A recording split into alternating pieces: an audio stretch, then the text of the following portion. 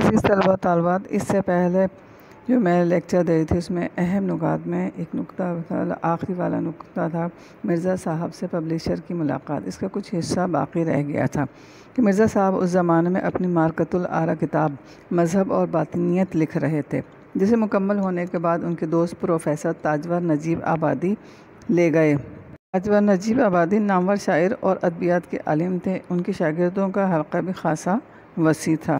مذہب اور باطنیت اتنی عمدہ کتاب تھی کہ کہتے ہیں کہ مرزا صاحب کا صرف یہی ایک علمی کارنامہ ہے، یعنی بہت بڑا ان کا علمی کارنامہ ہے، مگر ایسا کارنامہ اردو کی اگر 100 کتابیں چھانٹی جائیں تو ان میں مذہب اور باطنیت کو ضرور شریک کرنا پڑے گا۔ یعنی اگر اردو کی کتابیں بہترین کتابیں چھانٹی جائیں تو اس کتاب یعنی مذہب اور باطنیت کو ضرور شامل کرنا پڑے گا۔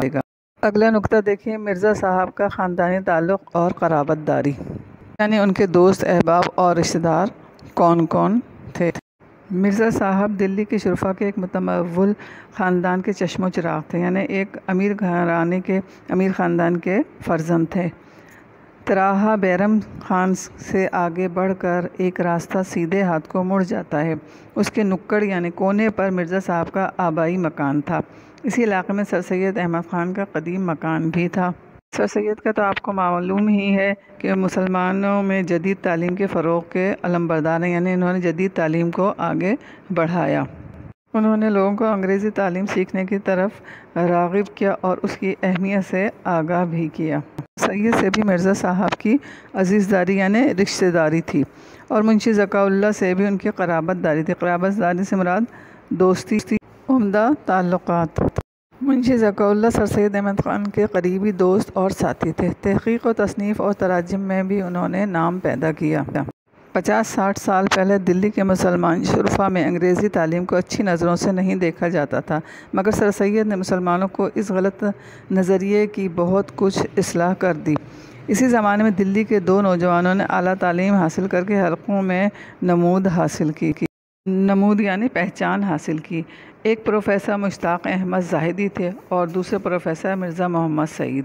مرزا صاحب نے اس صدی کے آغاز میں لاہور کے گورنمنٹ کالج میں تعلیم حاصل کی۔ ان کے استادوں میں علامہ اقبال بھی تھے، جن سے ان کے مخلصانہ تعلقات آخر دم تک رہے۔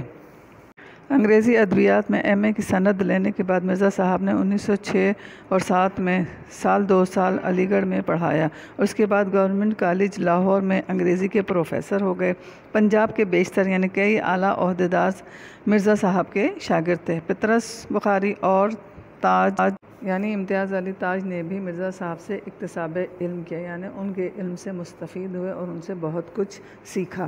بعد میں پطرس خود انگریزی کے پروفیسر ہو گئے تھے، مگر اپنی غیر معمولی قابلیت و ذہانت کے باوجود مرزا صاحب کی علمیت کے آگے اپنے آپ کو ہیچ سمجھتے تھے۔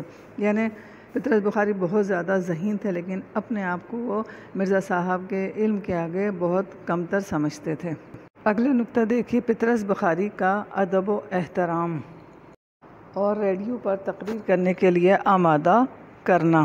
مصنف شاہد احمد صاحب کہتے ہیں کہ میں نے بارہا یعنی کئی مرتبہ پطرس کو مرزا صاحب کی خدمت میں حاضر ہوتے دیکھا ہے۔ پطرس کو میں نے کسی اور کا اتنا ادب و احترام کرتے نہیں دیکھا، یہاں تک کہ وائسرائے ہند کا بھی، یعنی ادب کے لحاظ سے وہ سب سے زیادہ مرزا صاحب کا ادب کرتے تھے۔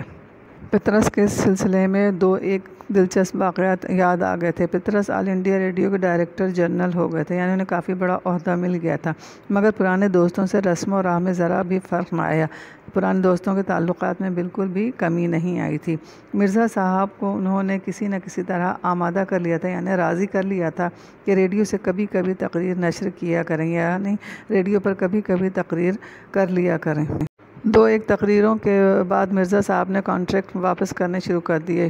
شدہ بات پطرس تک پہنچی، یعنی ہوتے ہوتے یہ بات پطرس بخاری تک بھی یہ بات پہنچی۔ حاضر ہو کر وجہ دریافت کی۔ مرزا صاحب نے فرمایا، تمہیں اصلاح دینے کے بعد مجھے یہ منظور نہیں کہ تمہارے شاگرد مجھے اصلاح دیں، یعنی تم میرے شاگرد ہو اور میں تمہیں اصلاح دیتا ہوں، اس کے علاوہ تمہارے شاگرد مجھے اصلاح دیں یعنی میری درستی کریں، مجھے یہ منظور نہیں ہے۔ پطرس نے بڑی معذرت کی، بڑی معافی مانگی، مگر مرزا صاحب آئندہ نشر کرنے کے لیے آمادہ نہیں ہوئے۔ اگلے دن دفتر میں قیامت آ گئی، یعنی اگلے دن دفتر میں بہت شور مچ گیا۔ پورے اسٹاف کو جمع کر کے انہوں نے براڈ کاسٹنگ کے حسن اخلاق پر ایک طویل لیکچر دے دیا۔ بات تو کھل ہی گئی تھی۔ اسٹیشن ڈائریکٹر نے تقریروں کے انچارج کو بلا کر کہا کہ اگر اپنی خیر چاہتے ہو تو مرزا صاحب کو منا لاؤ۔ اس کو معلوم نہیں تھا کہ مرزا صاحب پطرس کے استاد ہیں۔ تقریروں کے انچارج کو یہ معلوم نہیں تھا کہ مرزا صاحب پطرس کے استاد ہیں۔ جب حسب دستور اپنی کارروائی دکھانے کے لیے اس نے ان کے مسودے میں سے 2 ایک فقرے نکال دیے تھے، یعنی 2 ان کے لکھے ہوئے کاغذات میں سے 2 ایک جملے جو تھے وہ نکال دیے تھے۔ ان فقروں کا نکالنا اس کا نوکری سے نکالے جانے کا پیش خیمہ ہو گیا، یعنی